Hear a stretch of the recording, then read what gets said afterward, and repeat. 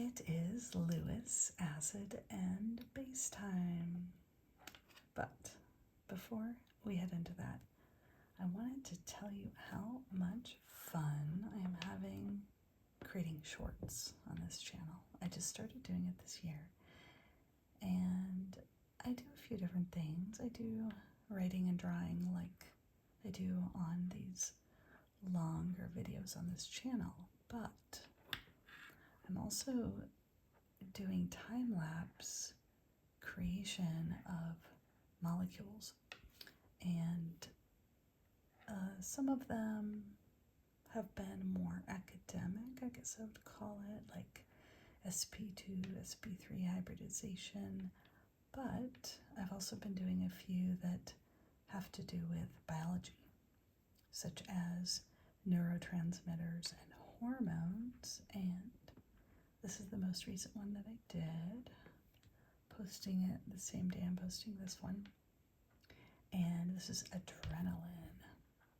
So one thing that I've noticed as I've been learning more about neurotransmitters is that so many of them have these ring structures, usually 6-membered rings like benzene, and then they've got functional groups coming off of them. So in this case we have a couple hydroxy groups, and then over here we've got a stereocenter. So very specifically off of this carbon we've got a hydrogen. I didn't bother putting the hydrogen there, but be a hydrogen there, and this hydroxy group coming up in this direction, and then an amine group. So one of these is a lone pair, and the other one is a hydrogen, and then we've got a methyl group. So here is adrenaline. Anyway, just as a side note, not talking about Lewis acids and bases specifically, although I will say that amine groups are quintessential Lewis bases, having that lone pair, that electron pair there. So we'll be heading into that topic and talking about Lewis acids and bases. It's actually a request, so thank you for that request. And it came right around the time of a recent video about Arrhenius acids and bases, as well as Bronsted-Lowry. So what I thought I would do is I could start this video by comparing the three. So we will be focusing on the Lewis, but why not say a little bit about the difference between all of these, because they are all acid and base theories. So I find it interesting that in some ways these are similar, but in some ways, and especially we'll see with Lewis, that they're also quite different. So Arrhenius, I would say, not only was it the first acid-base theory to be established, but it's probably the most common, the most well-known. It is the one that is taught first, and that essentially when we are talking about, my columns here, when we are discussing this theory in the context of an acid,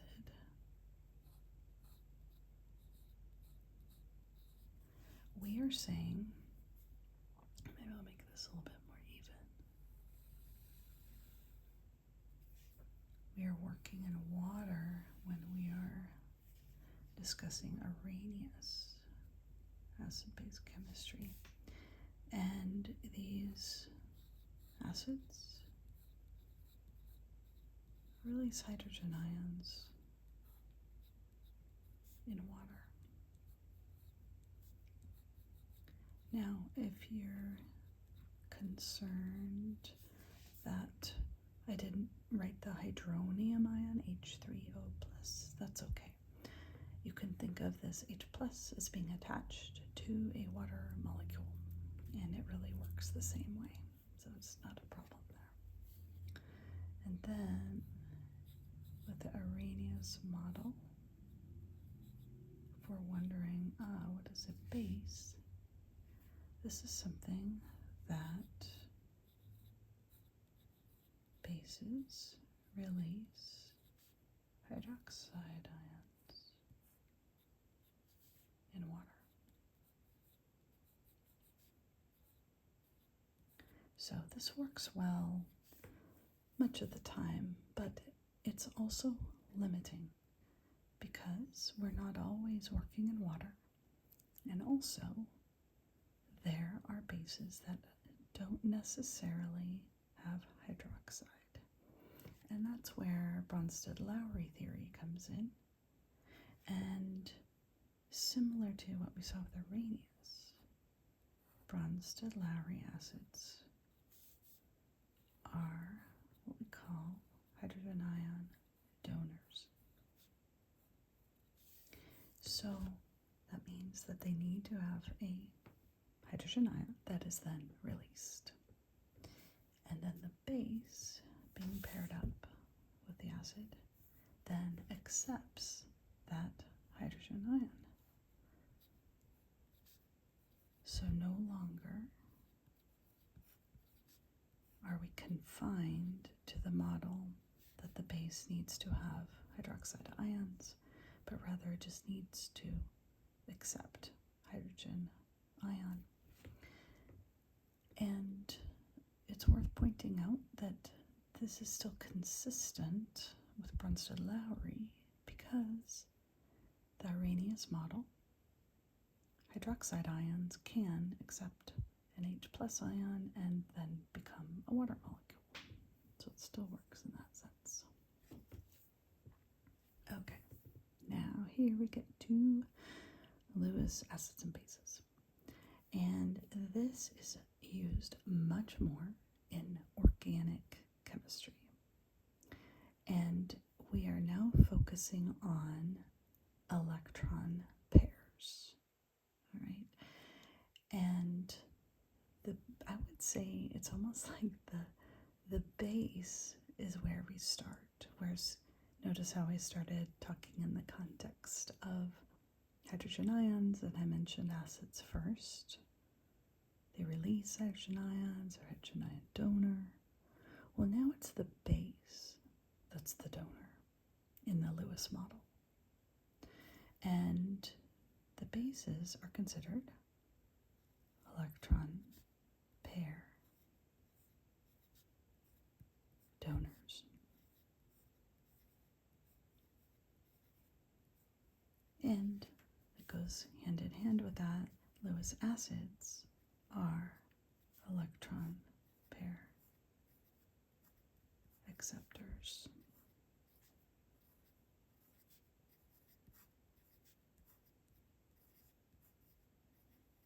Okay.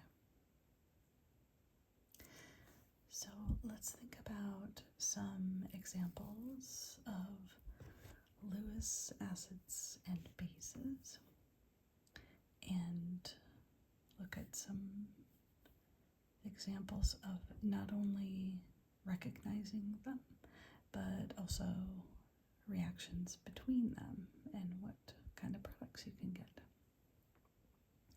So, of course, if a base is a Lewis base as an electron pair donor, then it needs to have an electron pair. That goes maybe without saying, but worth mentioning, right? Just as a reminder. And I had just mentioned earlier that amines are great examples, and really the most common and simplest molecule that's often mentioned as a Lewis base is ammonia. And I really like to remind myself, what does the structure look like, and getting a feel for where is that electron pair, what's the structure of the molecule itself. Okay. The ammonia molecule has a trigonal pyramid structure. For hydrogens. And there's our lone pair ready to donate to any willing acceptor. Okay. So electron pair acceptors. Okay. So these need to be molecules or ions that not only can accept an electron pair, but it will also be a energetically feasible reaction when that happens. Okay, of course you could put in energy and force a non-spontaneous reaction to occur, but what we are interested in, especially as starting chemists, we want to consider reactions that will happen readily so that we can understand things better. Okay, so here are a couple of examples. I'll show you two of electron pair acceptors that are very common, and we can see how they react with ammonia. So you can see how this works. So H plus is a very common electron pair acceptor. And so if we let's look at the acid-base reaction between H plus and an H3.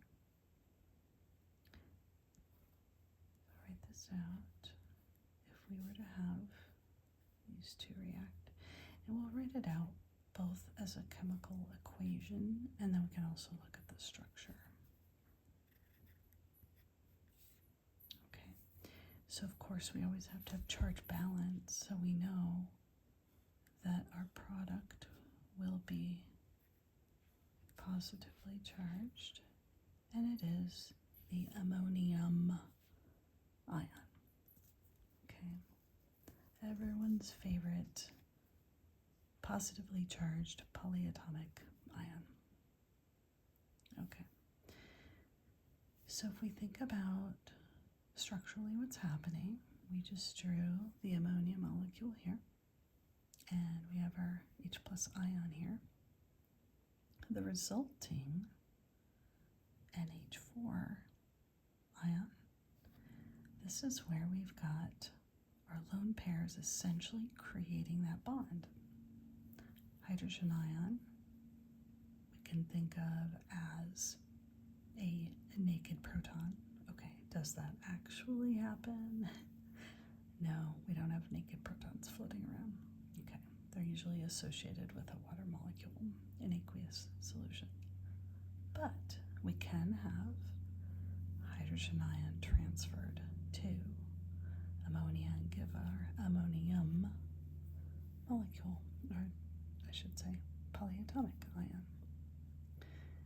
And so that lone pair that was here, those two electrons are creating the bond now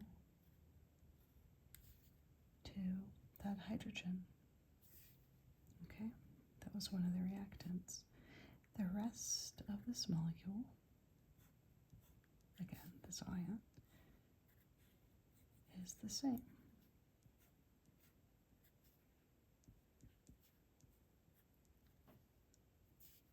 And this is all positively charged, this whole thing. I don't have a lot of room to create a big bracket around it, but that's what we've got here, this polyatomic ion. I'm going to try to fit the brackets. It will definitely make me feel better. Yes, there we go. Okay, so this would be considered a Lewis acid-base reaction to form this product. Let's look at a reaction between between two molecules. So again, I'm going to keep the acid on this side, and we're going to consider boron trihydride. Okay, so boron trihydride. Let's think about the structure of this. Okay, so boron is one of the exceptions on the periodic table where it is stable with only 6 electrons around it. All right, so boron trihydride can and does create this trigonal planar structure. Okay, and if we were to look at a side view of this, okay, we're going to rotate this and try to get a little bit three-dimensional here. Okay, so I have just rotated this so that this hydrogen is coming towards us. Okay, towards us. Let me finish this. All right, so we have the wedge shape coming out of the paper. And this hydrogen is going back behind the paper because we've rotated this one back behind. Okay, so we started flat and then we're turning it to the side. So that's what I'm trying to depict here. Okay, so if we were looking at, I use a different color here.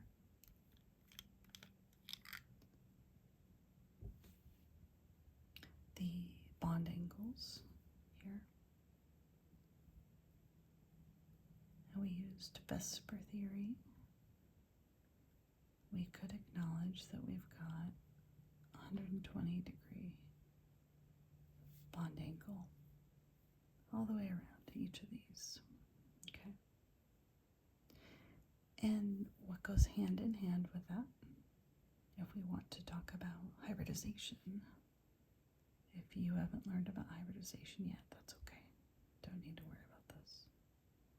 Okay, but this boron is sp2 hybridized.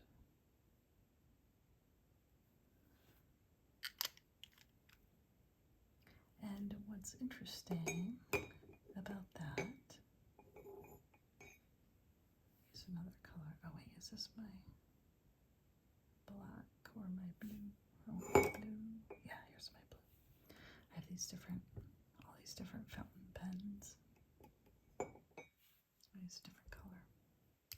I wanted to show the empty p orbital that's here. Okay, so this is a 2p orbital, but it is empty. So we don't even really see it if we are just looking at the bonds that are there between the boron and the hydrogens. We just see a molecular structure that is trigonal and planar. Okay, but if we start considering, well, what orbitals are available? They're empty, but they are still available for interesting chemistry to happen. In the case of boron, there's this empty 2p orbital, not being used, no electrons in there. This is part of what makes boron trihydride such a good Lewis acid. Because look at this. This orbital is completely available for something such as our ammonia to come in and bond with it. So I'm going to take our ammonia molecule here that I've drawn the structure of. Okay, I'm going to bring it down here. And I am going to redraw it in such a way, and hey, why don't I also draw an orbital around the lone pair on this. Put in those 2 electrons, that electron pair. And then the rest of the molecule are hydrogens that are in that trigonal pyramid geometry. Okay. Now, what's the hybridization of this nitrogen? If we use our Vesper theory and we see that there are 4 electron clouds around the nitrogen, 2, 2, 2 that are in the context of these sigma bonds, and then there's a pair of electrons that are here for that lone pair. This nitrogen is sp3 hybridized. Okay, so here we go. This is where the chemistry happens. This is where we have our electron pair donor. So this is our Lewis base.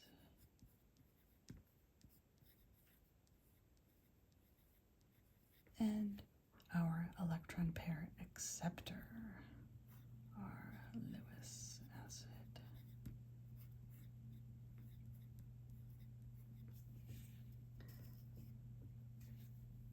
So we are going from essentially here to here, the donation of electron pairs to create a bond.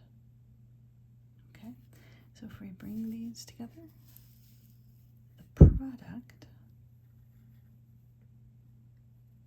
is, I'm going to start out with drawing that sigma bond that has now been created between the boron and the nitrogen by virtue of this lone pair donating into the empty 2p orbital in the boron.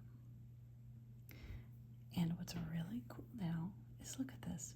The boron still is bonded to the 3 hydrogens around it, but it now has an extra pair of electrons in this bond. So it is now surrounded by 4 electron clouds, not 3. And thus, its hybridization changes to sp3, and its geometry changes around the boron to now. Oh, I should have. Oh, that's okay. I'll tell you what I'm thinking right now in a moment. Okay. So let's look at these bond angles now. All right. So whereas with our original boron trihydride, trigonal planar 120, now we've got boron surrounded by pair of electrons, pair of electrons, pair of electrons, right? It is now sp3 hybridized, so we are now looking at approximately 109.5 degrees. Now these are different atoms here and here, boron to nitrogen versus boron to hydrogen. So it won't be exactly that, but it is approximately that. Okay. 109.5. Again, this is approximately. In the case of ammonia, this is definitely less than 109.5 because a lone pair that's associated completely with an atom. This is drawn in more closely, and you can think of it as hugging up against that central atom, and it does push down on these bonds and causes a distortion. I can confidently say, and has been measured, less than 109.5. Here, because now they're all bonds, there's no lone pairs, it won't be quite as distorted, but still, it'll be slightly. Alright, so now both of these are sp3 hybridized. And we have created a bond between the two. And here is our single resulting product from this Lewis acid base reaction that I've shown here.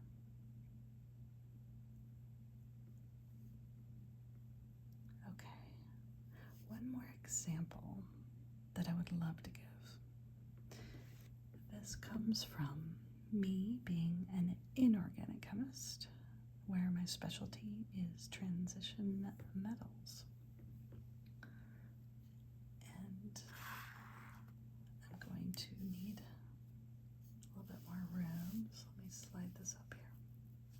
Okay. So if you were, close this up, to dissolve a soluble transition metal into water. Okay, so let's say iron plus 2 that was dissolved from, say, iron to nitrate salt, so that would be fairly soluble. Okay, so let's say we've got iron plus 2 aqueous. Okay, so from a very rudimentary point of view, we would just imagine that we have an iron ion that is floating around in water, kind of like any salt, like sodium, potassium,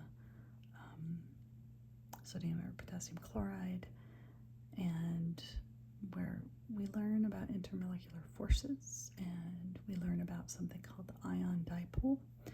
And so you just imagine this is surrounded by randomly coordinated water molecules. But in fact, there's very specific coordination that occurs here. And when I say coordination, I mean geometry. And it turns out that the iron is acting as a Lewis acid, and the water molecules are acting as Lewis bases. And this is what it ends up looking like. You've got iron, ion in the center, and the octahedral geometry is actually quite a common geometry that is possible with transition metals. It is not the only one. My plus is getting in the way. It's okay. It could also be tetrahedral. It could also be square planar. Occasionally you see trigonal bipyramid, but those are the most common ones. Okay, so octahedral in this case is what I'm showing. And what's happening here, I will draw one of the water molecules.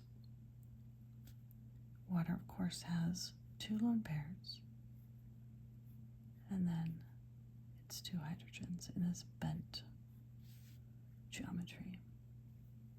The oxygen is donating one of its lone pairs to the iron center. And all of the water molecules do the same thing. So in coordination chemistry, we call it, where we have metal centers that are surrounded by non-metal either molecules or ions, that there is a Lewis acid base reaction that forms these coordinate species. So when you hear the term coordination chemistry, it is very often referring to transition metals, creating complex but lovely products that involve transition metals and these Lewis bases, such as what I'm showing here. And there is a reason why, and you are probably beginning to appreciate this, why we don't usually draw out the whole entire species like I am here, because look at all these hydrogens. They're really, really getting in the way of each other. And also often we bracket around it and we put the charge of this whole complex ion out here.